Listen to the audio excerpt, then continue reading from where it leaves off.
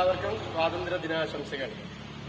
നമ്മുടെ നാട് 78 വർഷങ്ങൾക്ക് മുമ്പ് ബ്രിട്ടീഷുകാരുടെ കൈകളിൽ അമർന്നു കിടന്നിരുന്ന ഒരു രാജ്യമാണ്.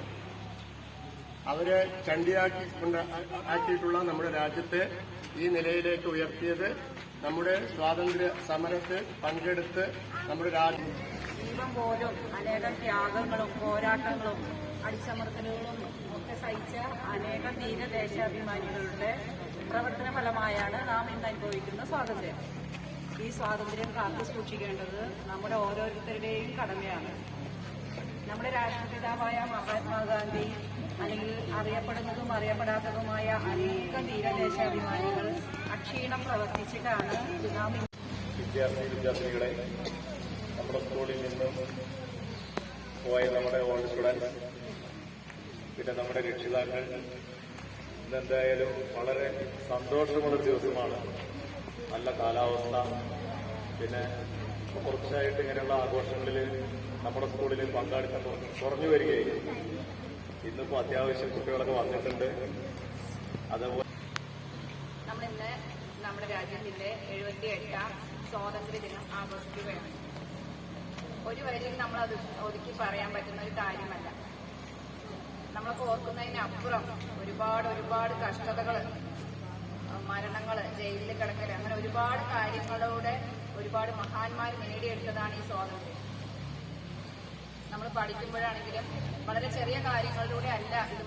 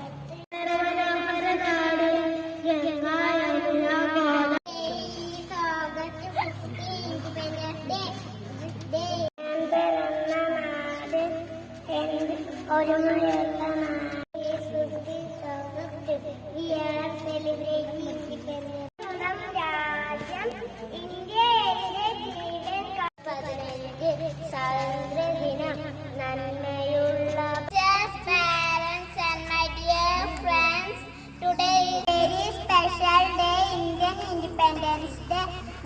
ഇതിനെതിരെ പോരാടി ഭാരതം സ്വാതന്ത്ര്യം നേടിയിട്ടില്ല, അത് സ്വീകരിക്കപ്പെടുന്നു. ഒരു വർഷത്തെ ബ്രിട്ടീഷ് ഭരണത്തിന് ശേഷം 1900 വൈവിധ്യ സമ്പാദ്യങ്ങളും ഭാഷകളും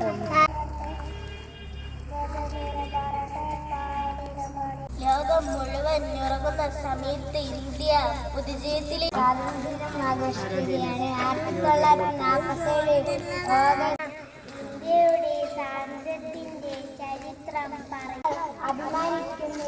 അതിനാൽ ഞങ്ങൾ ഒരുമിച്ച് നിൽക്കും. സ്വാതന്ത്ര്യ സേനാനികളെ ഓർമ്മിക്കുകയും അവരുടെ ധീര 15 നമുക്ക് കിട്ടിയ സ്വാതന്ത്ര്യം.